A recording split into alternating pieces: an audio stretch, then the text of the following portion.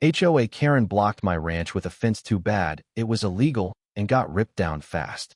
How would you react if an HOA without any legal right erected a massive fence blocking access to your ancestral ranch, threatening your livelihood and your family's history? The dust on my boots, the wide open sky, and the distant lowing of my cattle were the rhythm of my life at the Starfall Ranch. This land, passed down through generations of my family, was more than just property. It was a living legacy, a testament to resilience and hard work. I, Savannah Hayes, a third-generation rancher and horse trainer, had poured my heart into maintaining our heritage and building a successful equestrian therapy program for veterans.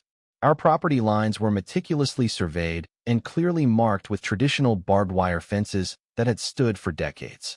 Then came Karen, not with an introduction, but with a brigade of construction workers and an air of absolute, unshakable authority.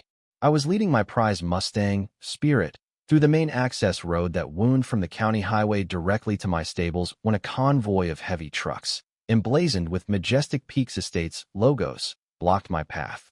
Out stepped a woman in a pristine white pantsuit, clutching a tablet and radiating an aura of entitled disdain. This was Brenda Albright, the notoriously aggressive president of the Majestic Peaks Estates HOA, a new, ultra-luxury development that had recently expanded, pushing its boundaries right up to my ranch's main access point. "Ms. Hayes," Brenda shrieked, her voice amplified by a portable speaker, cutting through the peaceful morning. "This access road is a direct violation of Majestic Peaks' exclusive community access and security integrity covenants. It's an unauthorized thoroughfare, creating noise and traffic, and your horse business is an unsightly detriment to our pristine, exclusive environment. Furthermore, your rustic fences and the dust from your operations are detracting from the manicured ambience of our community. This road is now designated as Majestic Peaks Private Entry, intended for our residents' exclusive, controlled access. I demand you immediately cease all operations, remove your livestock, and surrender access to this entryway, or face escalating fines and immediate legal action. We will make your existence utterly miserable until you comply." She then pointed to a crew already beginning to unload massive, prefabricated steel fence panels. The main conflict, audacious and utterly infuriating, was laid bare.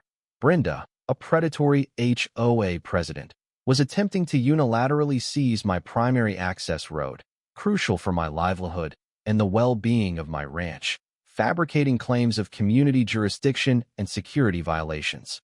Her demands were not only ludicrous but rooted in a profound sense of entitlement and a pathological need for control, treating my property and my established business as a personal affront to her rigid, prejudiced vision of suburban luxury.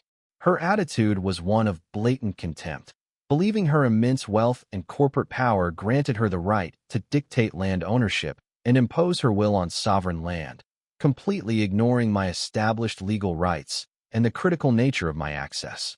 My heart pounded, but I forced myself to remain calm. "Ms. Albright," I said, my voice low and steady, a stark contrast to her shrillness. "This road is the primary, legally established access to Starfall Ranch. It's been used by my family for over a century. Your HOA has no legal authority, nor any jurisdiction whatsoever, over my land or my access. Your exclusive entry is a fantasy, and any attempt to block this road or trespass on my property will be met with the full force of the law. I suggest you turn around, take your Majestic Peaks delusions, and leave my property immediately." I even held up my original land deed and a copy of the recorded easement. Brenda, however, merely scoffed, waving a dismissive hand. "Nonsense, Ms. Hayes. Your old papers mean nothing compared to our newly established community covenants and our aggressive legal team. We have influential connections, and we've already secured preliminary permits for this security enhancement. Consider this your only warning. When our crews finish this fence, you will no longer have access. And trust me, you won't like the fees for removal." Her tone was chillingly arrogant, her eyes holding a glint of perverse pleasure, as if she reveled in her perceived power to command authorities. I spent that night making frantic calls, to my lawyer, to the county clerk's office, to my local congressman, and to every rancher and veteran whose lives my program had touched. The next morning, as threatened, Brenda returned. This time, the fence was nearly complete, a formidable 8-foot-tall steel barrier, effectively sealing off my ranch from the highway. She had a full contingent of security guards, and a small crowd of curious, somewhat uncomfortable Majestic Peaks residents had gathered to watch. Then, Brenda's audacity escalated into a direct, shocking act of physical destruction and animal endangerment.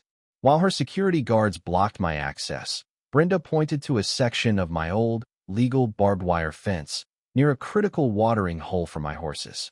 "Tear down those unsightly, dangerous wires," she shrieked. "They're a hazard to our aesthetic." A construction worker, clearly uncomfortable but following orders, hesitantly approached the fence. With a sickening groan, he slammed a pair of hydraulic cutters into the barbed wire, severing several strands and causing them to spring back violently, narrowly missing a small foal that had strayed too close to the fence line.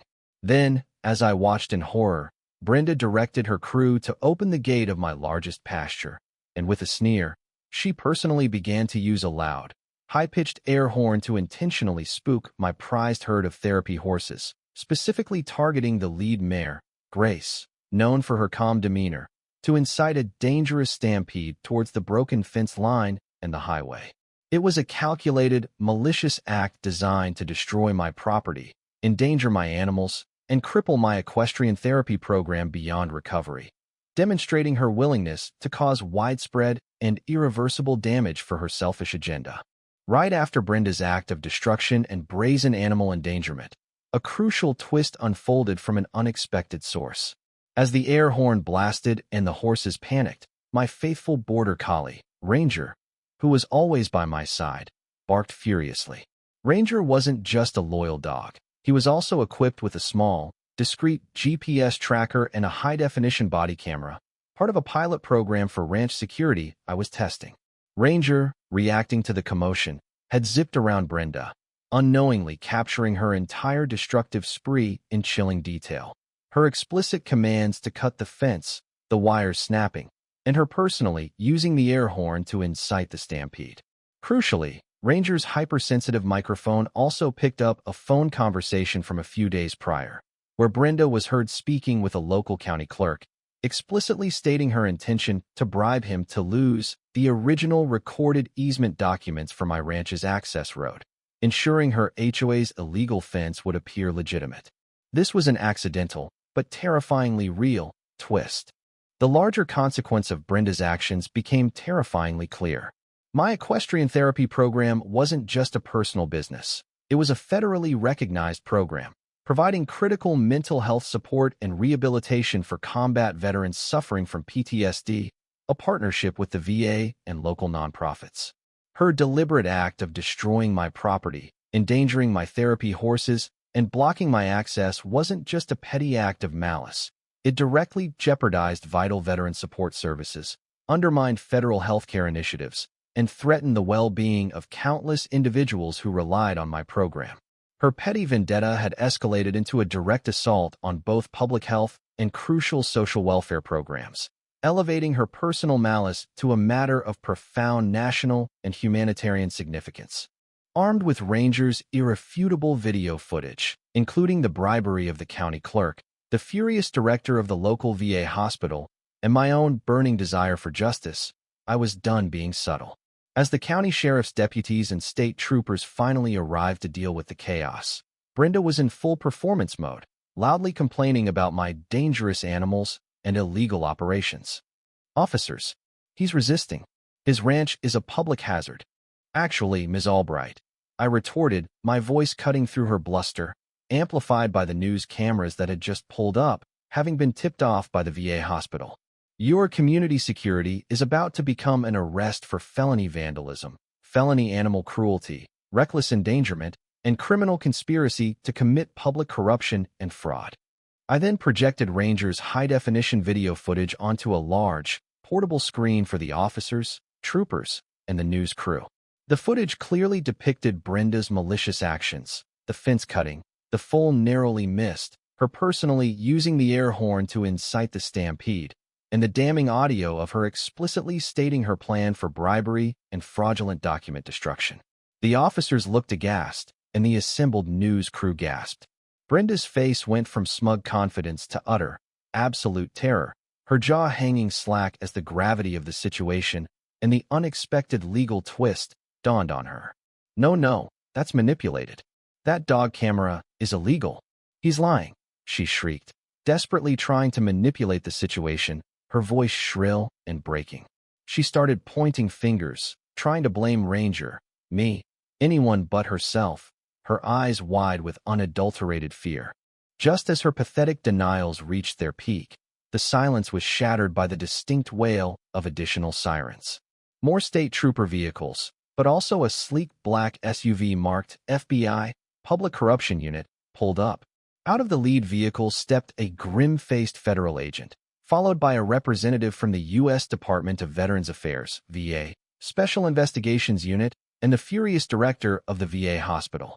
The VA representative spoke first, his voice cold and cutting. Ms. Albright, your actions have directly impacted a federally funded veteran rehabilitation program and risked the well-being of our nation's heroes. This is a severe federal offense, carrying significant prison time. The FBI special agent stepped forward. And Ms. Albright, we've also been investigating reports of widespread fraudulent land acquisition schemes and public corruption within the Majestic Peaks Estates HOA, specifically regarding the illegal acquisition of adjacent private properties and the diversion of HOA funds to shell corporations ostensibly for community enhancement projects that never materialized. Your documented acts of felony vandalism, animal cruelty, reckless endangerment, and conspiracy to commit public corruption and fraud align perfectly with these ongoing investigations. Furthermore, we have evidence of significant sums of HOA funds being diverted to offshore accounts linked to your shell corporations, ostensibly for development projects that never materialized, and a history of utilizing aggressive tactics to target independent landowners for illicit acquisition and harassment. A nervous murmur rippled through the gathered Majestic Peaks residents, who had followed the commotion, as one stammered to the FBI agent. She told us the enhancement fees were for our new private lake and golf course extension. We had no idea the money was going to her sister's consulting firm in the Seychelles. It was a chilling revelation. Brenda wasn't just a busybody. She was a criminal mastermind, systematically defrauding her own members, attempting to seize valuable access, and committing serious federal crimes against veterans for massive personal profit, with the community security claims merely a cover for her grand scheme. A past incident, whispered among her former colleagues, revealed that Brenda had been previously disbarred from a major corporate board for systematic abuse of corporate assets for personal financial gain.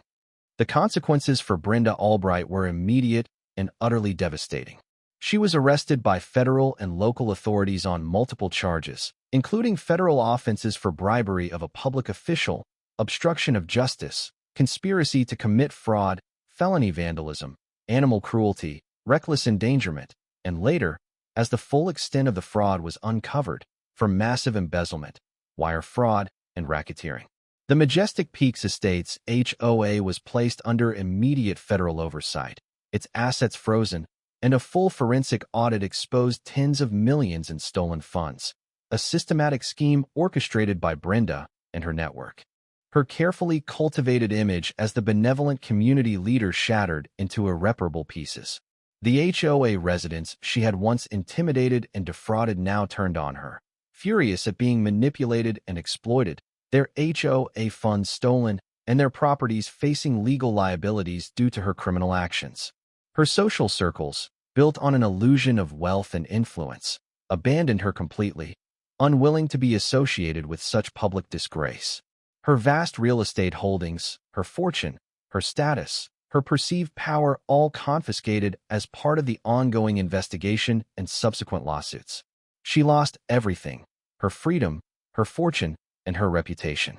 The ultimate irony was that her audacious attempt to block my ranch and destroy my veteran therapy program led to the complete unraveling of her vast, illegal enterprise, culminating in a lengthy federal prison sentence.